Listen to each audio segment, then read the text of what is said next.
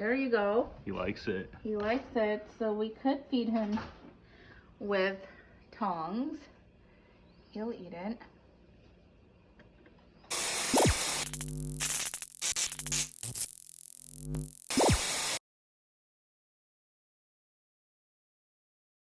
I'm gonna show you how to prep Mushu's food. So I brought his food container out of his habitat, and I'm just extra careful because of bacteria and stuff. So I have this whole layered system of making sure it's not touching our kitchen counters.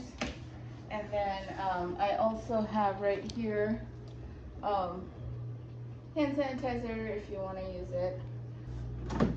In here we have some dandelion leaves and some baby arugula. For Mushu, we need to chop it up a little bit smaller, and I'll show you how to do it. I'm just going to use the dandelion leaves and the blueberries that are in the fridge. Just take one of these okay looking strands, wet it with water so that it gets hydrated, and then just chop up little pieces in here for him. And I generally don't get the stem because I'm 100% sure he does not like eating stems. This is more than enough for him. He'll generally waste.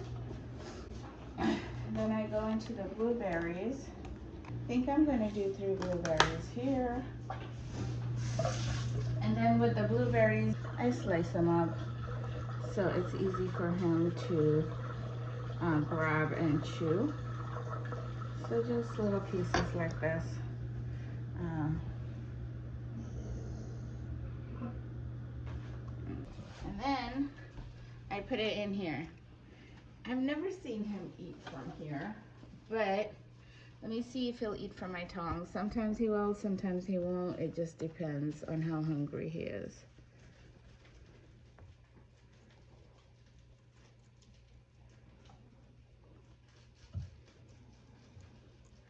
So I'm just gonna put it right here for him. But generally what I do is I'll put food either here, just depending on where he's sitting, and I'll put some over here and he'll go and eat it. And over the span of the day, or you know, whenever I'm around here, if the food's gone, I'll put some food either on his ledge or here to see if he's gonna grab it. And sometimes he will go here and eat the food, sometimes he won't, but you know, if he's hungry, he's gonna find his food. All right, so I'm checking to make sure there's no roaches on here before I put it down on the floor, because I don't want roaches all over my house. This is a process. Here's some perfect sized ones that Mushu can eat. I'm just gonna dump them here. Here's some of the big ones. The big giant dubias. I'm gonna just carefully take this guy out because Mushu can eat that.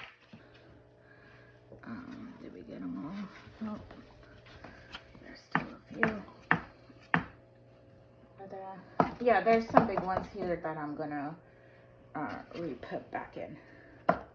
So these are all the ones that are too big for Mushu. I don't want him to.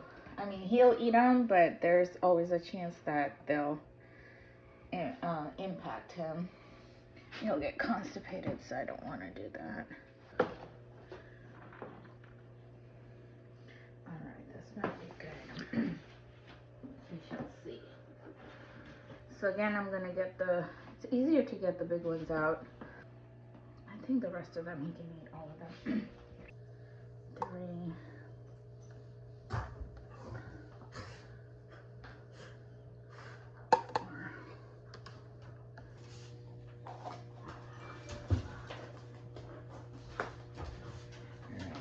Generally, I feed Mushu in this bucket. I just pick him up and put him in there, but I'm gonna try and feed him with tongs. He'll eat it. All right. And then, just for fun, let me show you how I feed him.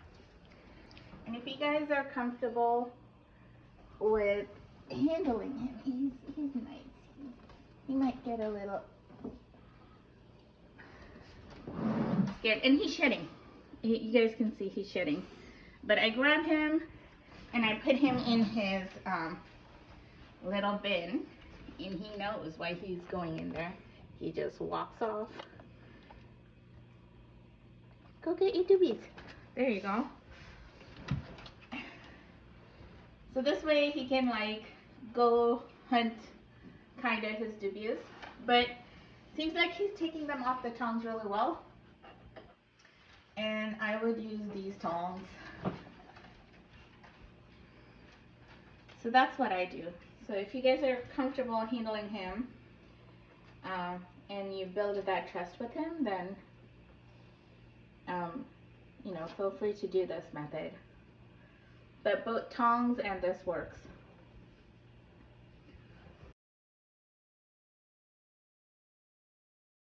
This is me spraying down Mushu's habitat. Needs to be done daily. I prefer doing it during the daytime, anytime during the daytime, instead of night, so that because there's some humidity related things that I need to take care of. So I'm gonna just get this going, and then I'm just gonna start spraying. The goal is to spray the substrate down so that it gets wet and moisturized. I do have springtails and isopods, which are pretty much like roly-polies, and springtails are are little bugs as well. So those are a part of his cleanup crew. They make sure that the habitat's ecosystem is well maintained. They actually, over time, are supposed to eat up all decomposing material, including his poop. I'm still kind of waiting for poop to disappear. I often have to, like, I'll go in once every couple of days and take some of the poop out. I do leave a little bit in there just in case they need to eat it. But this half right here is the cool side of the habitat. So if he gets too much heat on the other side over there, he knows to self-regulate his body temperature and just kind of come hang out on this side. Also, if you notice, he has a preferred area to go poop in, which is great. Sad for me because it's right in the front of the tank, but it works for him. So I'm happy.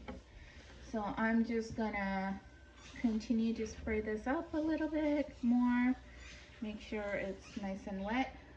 So this is the warm side of his habitat. Here you can see the temperature is at 85 degrees, but that's basically the temperature of where that temperature gauge is. If you're really interested in knowing what the temperature is, you can use this and you just point it like at this rock, and it'll tell you that it's actually 90 degrees. That rock is heated to 90 degrees Fahrenheit.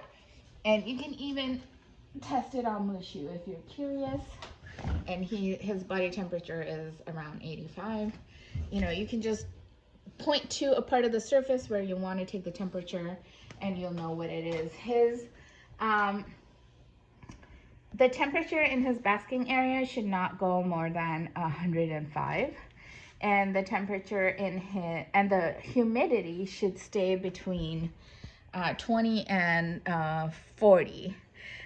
Sometimes after I spray, it goes up, but over the rest of the day, the humidity does come down, and it just kind of balances itself.